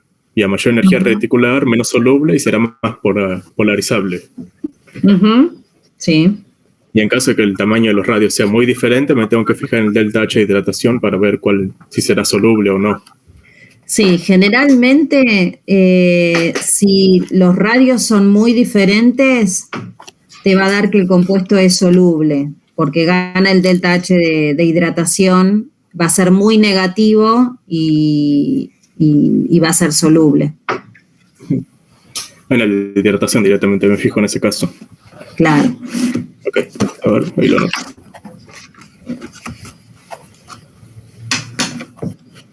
En el caso del 19b, me explicó un poco, aunque esto ya lo vamos a ver más detallado el miércoles. Estaba relacionado con que era metal de transición y con que era más polarizable a pesar del tamaño. Exacto. Sí. Bien. En el caso del delta G, si me quiero fijar si una solución será soluble o no, me tengo que fijar directamente en el delta H de disolución, que a su vez depende de otros valores. Sí. siempre directamente en ese primero, aunque también depende de otros. También a tomar eso en cuenta, ¿verdad? Ujú. Ok. Bien, lo noto. Bien. En la relación carga sobre radio más polarizable será menos soluble. A mayor es la Más, relación. claro. Entre de un valor más alto, digo. A ver, ahí vos me estás hablando de los aniones, ¿no? De la relación carga sobre radio, esa que había hecho. La Digo. relación carga sobre radio para cationes. ¿Para cationes es nomás? Claro, para cationes. Vos tomalo para cationes nada más. Sí, porque es muy confuso. Tomalo para cationes. Okay. Y cuanto más grande, menos soluble. Bien. A mayor relación carga sobre radio, más polarizable y menos soluble directamente. Sí. Bien, esto se toma más polarizante sería, porque los cationes son polarizantes y los aniones polarizables. Ok, polarizante. Bien. Eso se toma si es con diferente carga. Y si fuera la misma carga, me fijo directamente en el tamaño. Exacto. Bueno, con el 20 había explicado que no se forman directamente debido al balance de las energías y a la compensación que hay que ver para que se pueda formar. Sí. Bien. Aniones no polarizables serían un anión que sea chiquito y con una carga pequeña, ¿no? Exacto. Un anión. Sí. Y un catión no polarizable sería uno grande y con carga pequeña, ¿verdad? Un anión no polarizante, un catión, ¿no? Polarizante o un anión.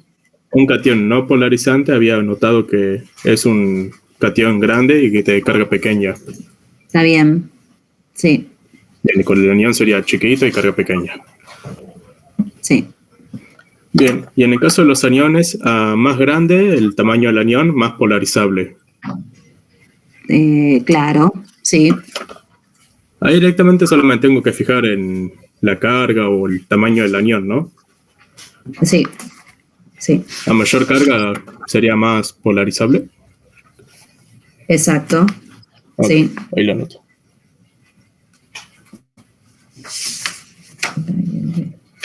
A ver. El 8.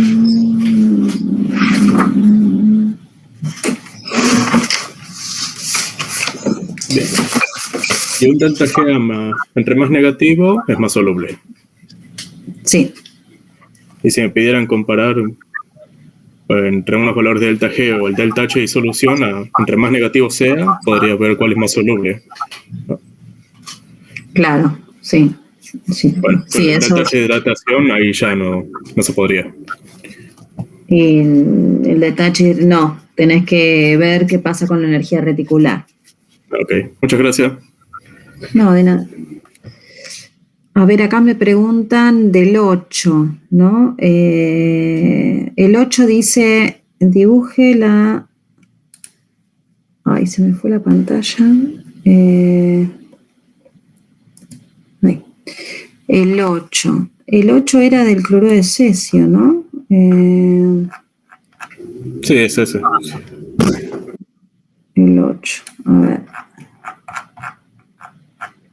Dice, dibuje la celda unidad del cloruro de cesio, indica cuál es el número de iones por celda unidad y cuál es el número de coordinación de cada uno de los iones.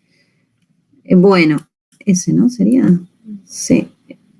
Sí. Bueno, la celda unidad del cloruro de cesio es es un empaquetamiento no compacto y es la celda cúbica, ¿sí? Tienen que hacer este dibujito, ¿sí? Sencillo, donde el catión se ubica en el centro del cubo. Esa sería la celda unidad del cloruro de cesio. ¿Y cuántos iones hay por celda unidad? Bueno, tenés, por un lado, un catión en el centro, y después los aniones, tenés que hacer, la cuenta sería, tenés 1/4 por 8, O sea que sería a ver, ¿estoy bien? Sí, tenés un cuarto. Un cuarto por... No me quiero entrometer, pero ¿no es un octavo cuando están en la esquina o no? Sí, perdón, un octavo, porque tenés 4 arriba y 4 abajo. O sea, sería 8 por un octavo y te da 1. Claro. Ok, lo hice bien entonces. Sí. Y te da como tenés un catión y un anión, te da un cloruro de cesio por fórmula unidad. Acá está. Sí, exacto. Y después era el número de coordinación de cada uno de los iones. Bueno, como es un empaquetamiento no compacto, ¿sí? Siempre la coordinación anión-anión era de 6. ¿Sí? ¿Se acuerdan que para los compactos, cuando un empaquetamiento era compacto, la coordinación anión-anión era 12 y para los no compactos era 6. ¿Sí? La coordinación anión-anión y la coordinación catión-anión, esa la sacan de la relación de radios. Sí, me dio 8. Perfecto. Exacto. Y después el B que pregunta con cuántos aniones está rodeado el anión. Bueno, es eso que les dije recién. Ahí vos te tenés que fijar el tipo, si es compacto o no compacto, porque la relación anión-anión la sacás del tipo de estructura que tiene, el tipo de empaquetamiento, ¿no? De cómo están empaquetadas esas esferas. Entonces lo sacás del tipo de empaquetamiento. Como es no compacto, siempre es 6. Compacto va a ser 12. Ok.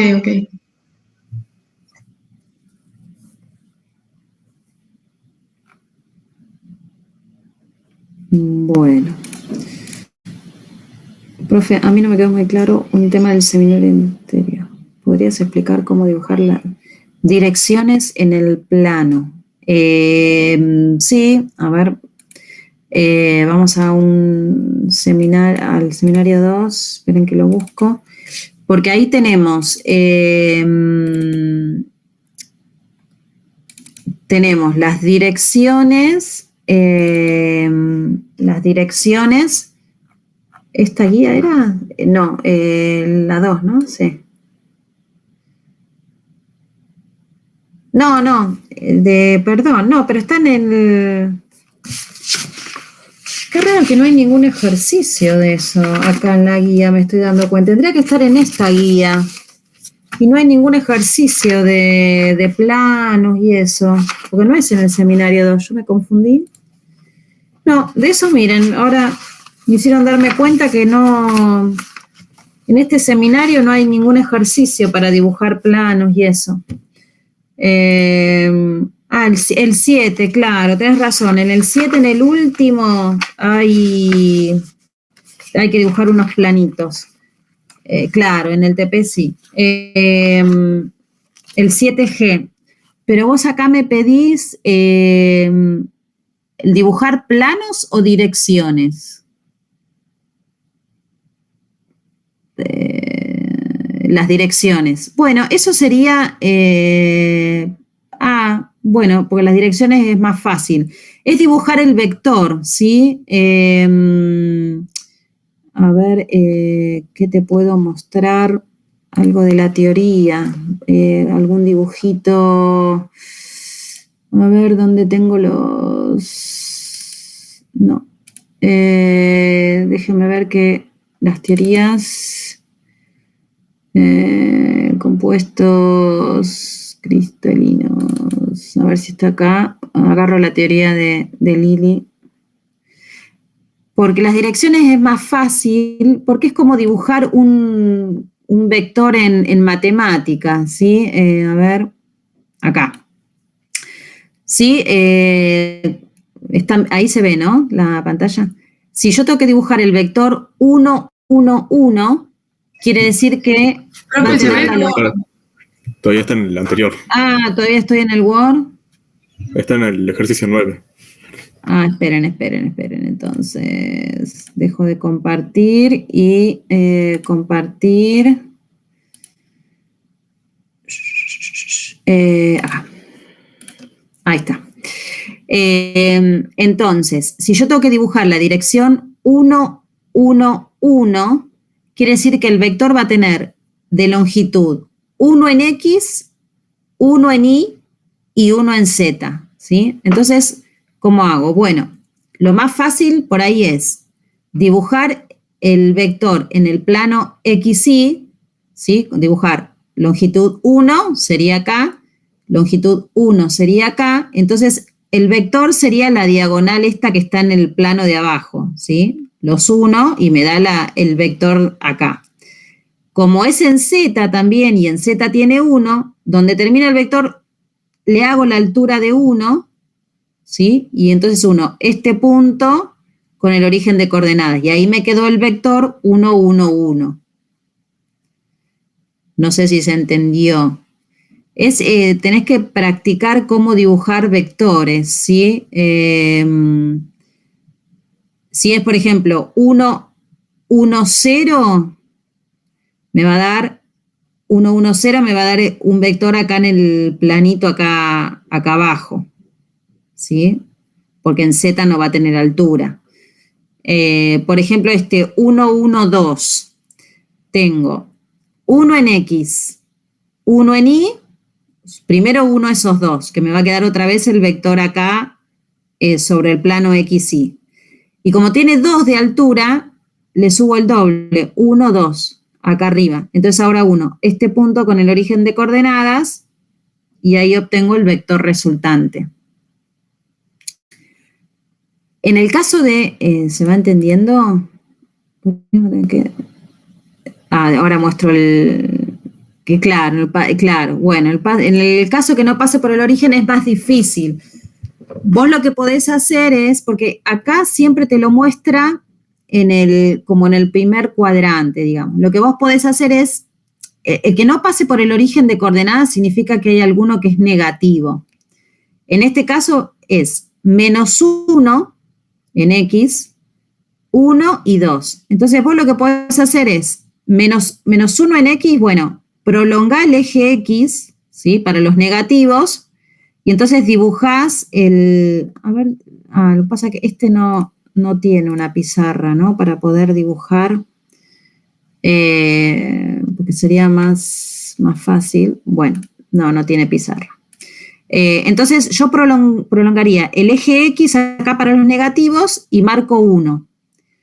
Y lo 1 con 1 de Y, ¿sí? Entonces me quedaría como un vector acá atrás, ¿sí? Sobre el plano XY. 1, el origen de coordenadas con el final ¿sí? Del cruce de los dos vectores XY. Me quedaría por acá. Y a eso le sumo 2 de altura. Entonces me quedaría por acá atrás y uniría este punto con el origen de coordenadas. Y ahí te va a quedar un vector paralelo a este que está dibujado, pero corrido para el cuadrante de atrás.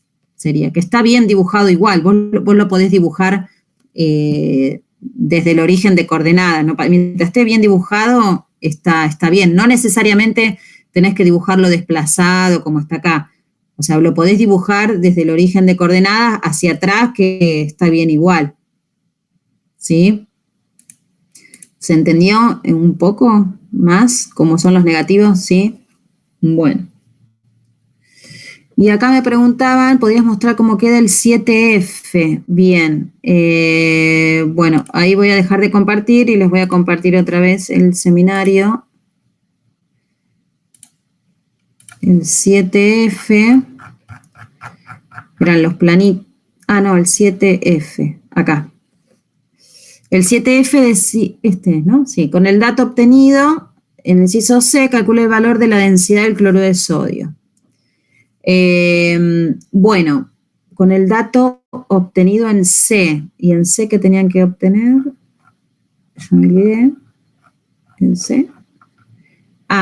¿Cuántos iones había por celda unidad? bueno, 4, ¿sí? En el cloruro de sodio tengo 4. Entonces, ¿cómo calculo la densidad? Bueno, la densidad es masa sobre volumen, ¿sí? La masa va a ser la masa de esos 4 cloruros de sodio. Entonces, ¿cómo hago? Bueno, como tengo 4 cloruros y 4 sodios, multiplico, 4 por la masa de cloruro más 4 por la masa de sodio. Y acá, ojo, divido por el número de Avogadro porque estoy calculando por celda unidad, ¿sí? No por mol, sino por celda unidad. Entonces tengo que dividir por el número de Avogadro. Entonces acá tengo la masa de la celda unidad. Obviamente es un valor muy pequeño, ¿no? Y el volumen de la celda unidad, como la celda unidad, es un cubo, es la arista al cubo, y si yo veo en el dibujito del cloruro de sodio, vamos a ver el dibujito, sería esta, ¿no? La arista. Y fíjate que la A es 2 radios del anión más 2 radios del catión, porque yo tendría un catión acá, ¿sí? Entonces sería, acá fíjate que tenés A, es 2 por la distancia interiónica, la distancia interiónica es radio del catión más radio del anión, ¿sí? A es 2 radios del anión más 2 radios del catión. Como esos datos ya los tengo de los cálculos anteriores, de los incisos anteriores, puedo calcular el volumen, ¿sí? Y ahí haces la relación, te tiene que dar aproximadamente 2,2 gramos por centímetro cúbico. Ojo con el número de Avogadro, ¿sí? Hay veces que se pone, hay veces que no, dependiendo cómo estén haciendo los cálculos.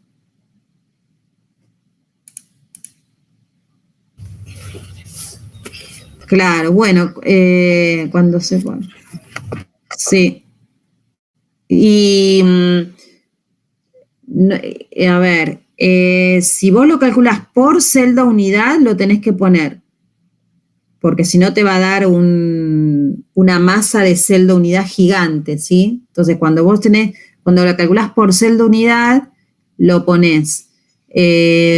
No se pone en el caso, por ejemplo, si ya le dan los datos por celda unidad, ahí no se tiene que poner. Se tienen que dar cuenta, digamos, si les dan datos muy pequeñitos, ahí no tienen que poner el número de Avogadro. Se tienen que dar cuenta por los datos que tienen. Más que nada en el ejercicio 2, donde tenían que calcular, en este caso, los átomos por celda, que tienen que utilizar la fórmula de densidad, ahí está el número de Avogadro, ¿sí? Si a ustedes les dan, por ejemplo, la masa atómica por celda, ahí no ponen el número de Avogadro, pero si le dan la masa por mol, ahí sí lo ponen, ¿sí? Ojo, entonces en esos casos, si les dan la masa por mol, sí lo ponen. Si le dan la masa por celda, no lo ponen. Profe, ahí tenía una duda con esto de la fórmula de densidad y todos los iones. Uh-huh. Por ejemplo, en el ejercicio 11, ¿me acuerdo? Sí, 11b. Por ejemplo, pedía algo similar que nos daba la distancia interiónica y calcularlo. Y sí. había una fórmula de la teoría, creo que era de esto mismo que vivo, que decía densidad teórica igual a átomo por celda por masa atómica de los átomos, todo esto dividido volumen de celda unitaria por el número de Avogadro. Sí. Y yo estaba usando esta fórmula, pero al principio la densidad no me daba un número gigantesco al principio. Y como, como la fórmula dice átomos por celda, yo estaba tomando en cuenta el total de número de cationes y de aniones. Estaba poniendo 8 en vez de 4, pero ¿por qué se pone solo 4? Es decir, ¿qué toma en cuenta ahí? Claro, porque vos tenés que considerar el cloruro de sodio. no es la molécula, si te digo la molécula está mal, pero tomalo como el cloruro de sodio, la fórmula cloruro de sodio. Si vos tenés 4 cationes y 4 sodios y 4 cloruros, vas a tener 4 cloruros de sodio. ¿Me entendés? ¿Me lo repite? No me quedó claro. Vos tenés 4 sodios más y 4 cloruros. Sí. Eso te forma, si bien tenés 8 iones, pero en total vas a tener 4 cloruros de sodio. Sí, y sigo teniendo 4 iones de sodio también. Claro, tenés 4 cationes y 4 aniones. 4 aniones. En total te forman 4 fórmulas, 4 cloruros de sodio. 4... claro. Tomalos como moléculas, o sea, no son moléculas, pero como para que entiendo. lo entiendas, ¿sí? Son 4 moléculas cloruro de sodio, ¿sí? Sí, por eso vos ponés 4, porque son fórmulas, son 4 fórmulas sería la palabra correcta. Sí, es como que, sí, yo lo tomé en total al principio como la cantidad directamente 8 y lo multiplicaba así, por eso no me daba también. Claro, no, son... Sí, 4 iones, 4 iones sodio y 4 cloros. Y como la fórmula es, bueno, sodio y cloro, al tener 4 de cada uno, es como que se forman 4 fórmulas en total. Exactamente. Por eso 4 y no 8. Exacto. Yo estaba considerando el total nomás. Son 4 fórmulas, exactamente. Y también una duda con el volumen también. ¿Por qué multiplicaban por 2 exactamente? ¿O había una fórmula, algo que había dicho al principio de la teoría en ejercicio 19? ¿19? Algo de 2 veces la distancia del radio cation más anión, algo así. No, en el ejercicio 19 no. El 7 era. La distancia interiónica es porque la longitud del lado A, ¿sí? Es 2 veces la distancia interiónica, porque la distancia interiónica se define como radio del catión más radio del anión. Si vos te fijás en esta A es 2 veces, porque tenés el radio del anión y el radio del catión sería acá, este cosito de acá, ¿no? Chiquitito. Son 2 veces radio de catión más radio del anión. O sea que si me dieran, por ejemplo, la distancia interiónica es, no sé, 50 picometros, tendría que multiplicar eso por 2 y elevarlo al cubo para tener el volumen de la celda. Exactamente. Ok. Y con lo que me había dicho hace un rato, de esto de que como eran 8 iones, por la causa de la fórmula, serían en realidad 4 fórmulas en una celda unidad. Exactamente. Bueno, ok. Muchas gracias. Sí. Y justo una breve duda ahí con el 7 ahí, justo que está ahí. Sí. ¿Podrías decir un poco el 7E, digo? ¿Cómo hizo para...? Sí. ¿Cómo hizo para terminar eso el dibujo? ¿Cómo se dio cuenta matemáticamente eso que raíz de 2 por el radio del anión? ¿Cómo se dio cuenta de eso? ¿O cómo lo determinó? Raíz de 2 por...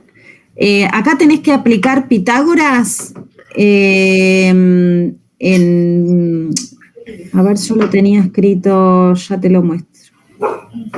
Sí, lo de Pitágoras ahí lo entiendo. Lo que no entiendo es cómo, digo, de dónde sale el valor o cómo se dieron cuenta. ¿Vos decís esta diagonal, cómo es raíz de 2A? Sí, por eso.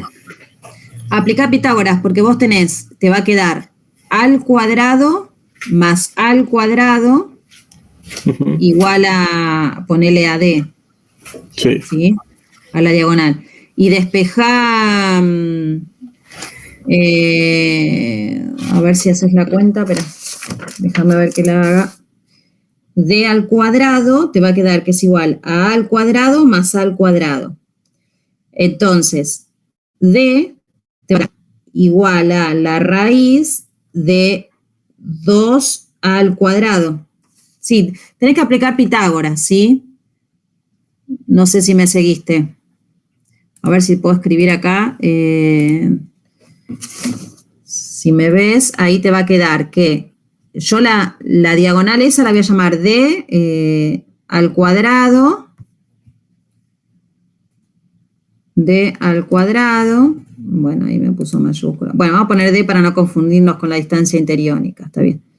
Esta diagonal acá la llamo D mayúscula, ¿sí?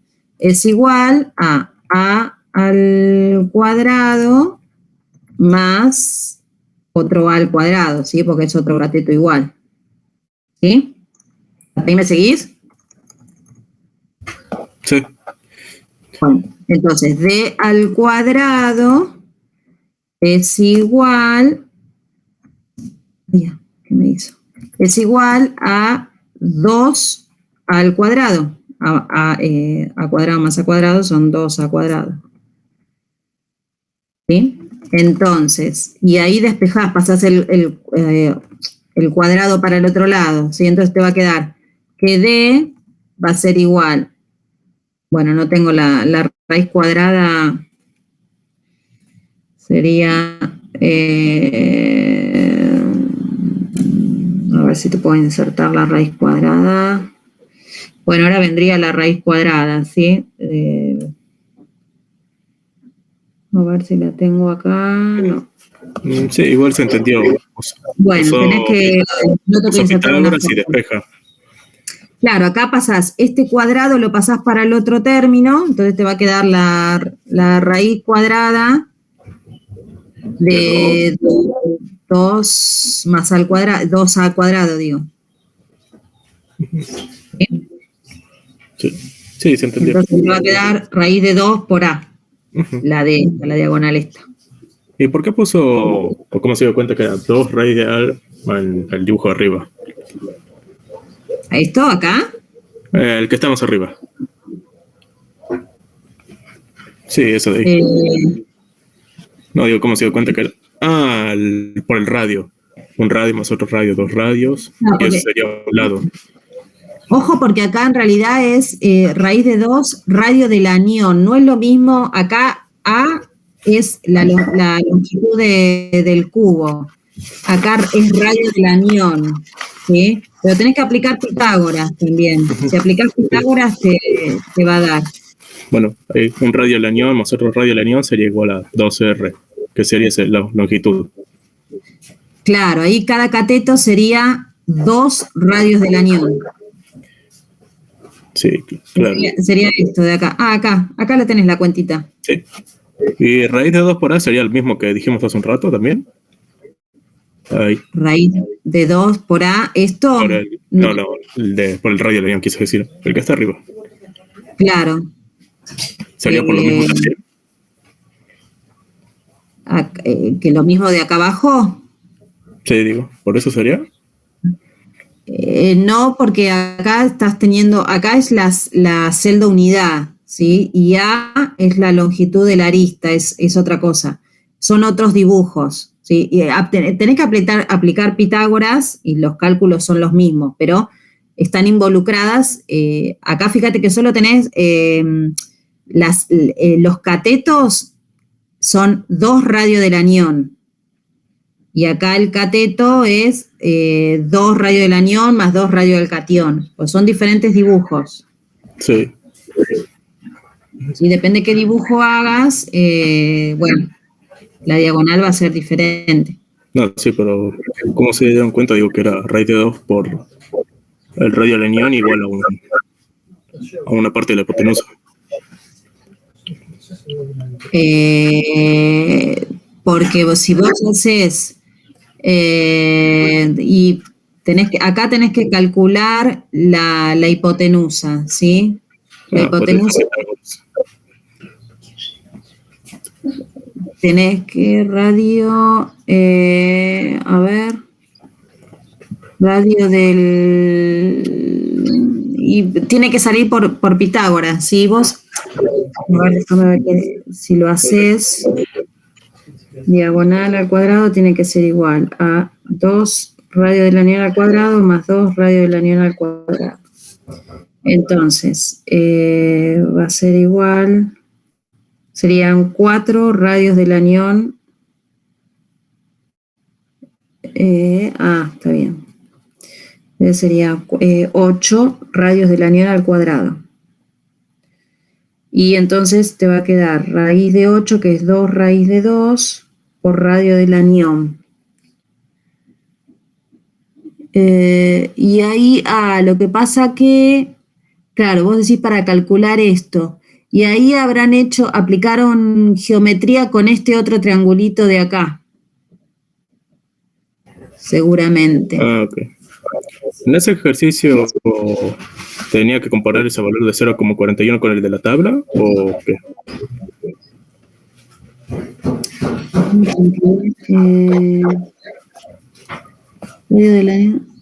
Acá, igual lo deducís de acá, mira, acá salió.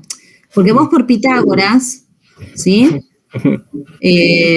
Vos con este triángulo grande, Sí. ¿sí? Aplicás Pitágoras, que decís un cateto al cuadrado, 2 radios del anión al cuadrado, más otro cateto al cuadrado, es igual a la hipotenusa, que la hipotenusa es 2 radios de catión más 2 radios del anión al cuadrado, ¿sí? Sí. De ahí, bueno, haces cálculos, qué sé yo, y vas a llegar, eso practicalo vos, vas a llegar a esta relación, que el radio del anión más el radio del catión es raíz de 2 por radio del anión. Ok.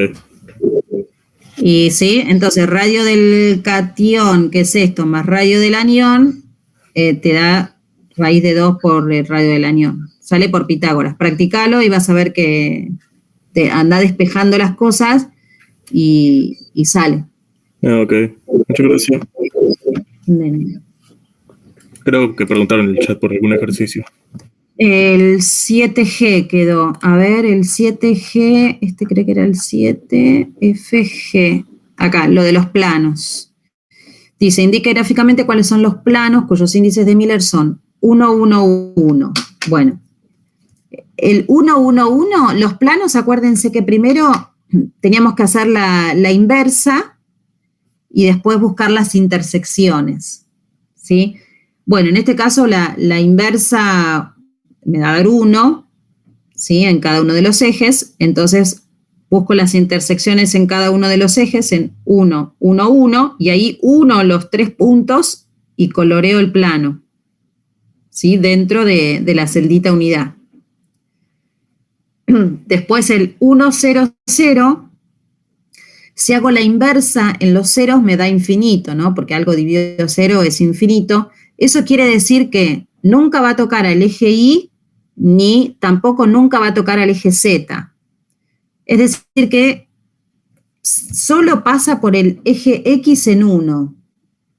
¿Sí? Entonces la única manera que tengo de dibujarlo es la primer figura, ¿sí? Paralela sería al eje Y y paralela al eje Z, ¿sí? O sea, en forma vertical lo tengo que dibujar así. Y en este caso 1, 1, 0, en este caso nunca toca al eje Z. Entonces, ¿qué busco? Las intersecciones en X y en Y, que es 1, y ahí dibujo el planito en la celda unidad, ¿sí? Donde nunca toca al eje Z. ¿Se entendió más o menos cómo dibujarlo? Dijo que para estos casos directamente primero invierto los números, hay intersecciones si es que hay, y uno de los puntos y coloreo, ¿no? Claro. Okay. Sí. Gracias. Porque no tenía claro cómo hacer el... Sí, sabía que tenía que invertirlos, pero no tenía claro qué forma iba a quedar, si un rectángulo, un cuadrado o triángulo. Sí, siempre para los planos invertís. Para las direcciones, para los vectores no, pero para los planos invertís. Ok, gracias.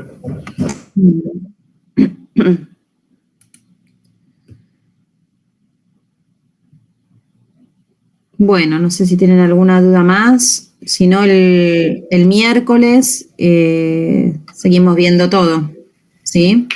Repasen lo que vimos hoy y el miércoles lo seguimos viendo. ¿Sí?